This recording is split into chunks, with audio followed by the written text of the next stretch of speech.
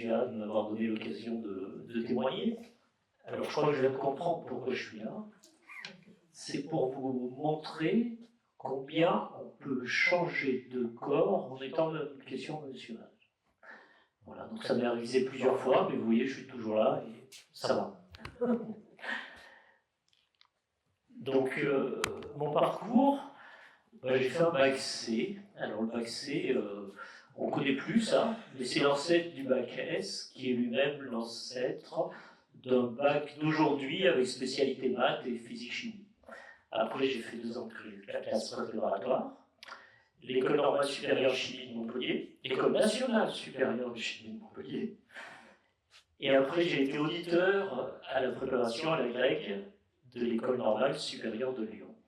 Donc ça veut dire que je n'étais pas normalien, mais à l'époque, et je crois qu'on peut toujours le faire, on peut postuler pour être auditeur et préparer l'agrégation en même temps que les élèves normaliens. Et puis après, c'est le début de mes changements de corps. Donc je suis rentré en tant que professeur agrégé, j'ai enseigné un petit peu en collège, en lycée, et puis après, plus qu'un changement de corps, j'ai fait un détachement. Ça aussi, c'est un vocabulaire de l'éducation nationale. C'est-à-dire que quand on change de ministère, je suis passé du ministère de l'Éducation nationale au ministère de l'Enseignement supérieur. Et donc, j'ai été professeur agrégé à l'Institut universitaire de technologie de l'UJF, donc un des ancêtres de l'UJA. Voilà. J'y suis resté quelques années, et les dernières années, j'ai été directeur des études. Et ça m'a donné le goût un petit peu de la transversalité qu'on peut avoir quand on est en relation avec des élèves ou des étudiants. Donc comment gérer des projets un petit peu différents, comme tu le disais Kevin, pas forcément dans la classe, mais hors de la classe.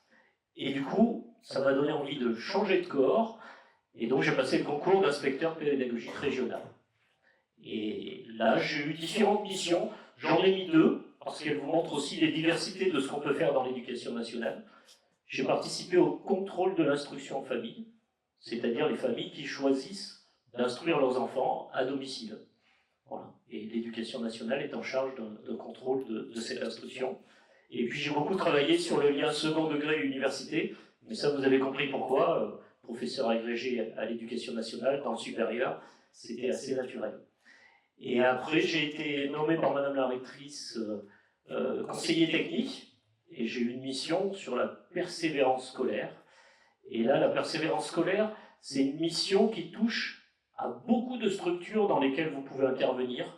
Vous avez peut-être entendu parler des dispositifs relais en collège, des missions de lutte contre le décrochage scolaire en lycée, de l'éducation prioritaire, etc. Donc c'était tous ces dispositifs à coordonner et à articuler entre eux.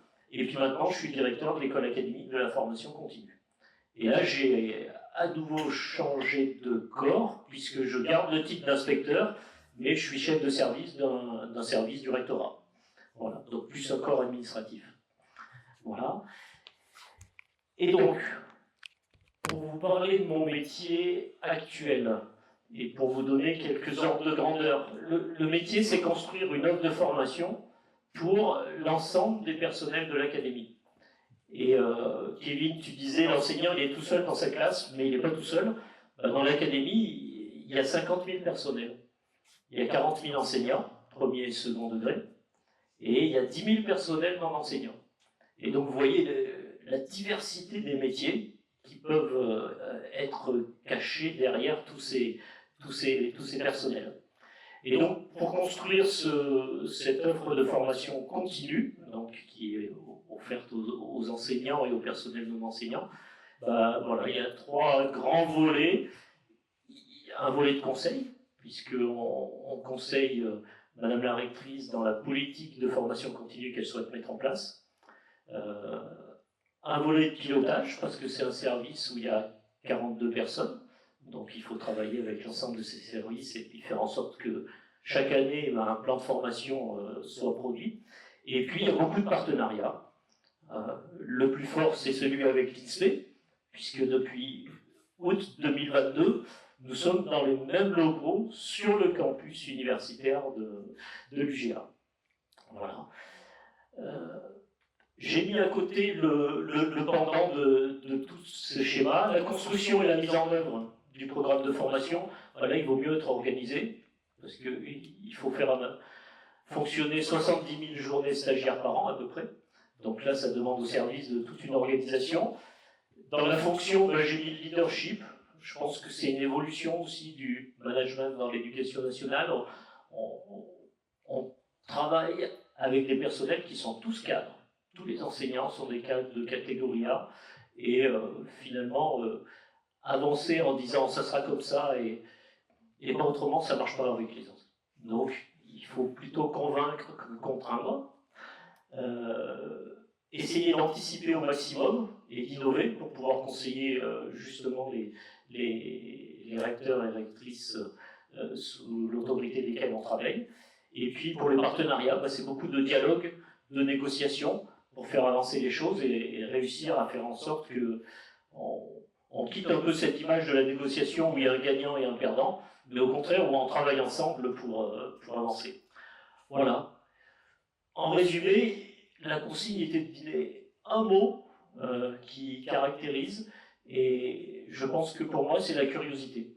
J'ai toujours été très curieux d'aller voir ce qui se passait dans un environnement, vous l'avez compris, qui est complexe et multiple, et d'aller explorer différentes pistes. Bon, après, physique, chimie, c'est des sciences expérimentales, donc j'aime bien expérimenter. Des fois, ça a marché, ça n'a jamais explosé, heureusement, mais ça a permis d'avancer et d'essayer des choses. Voilà, merci à toutes et à tous.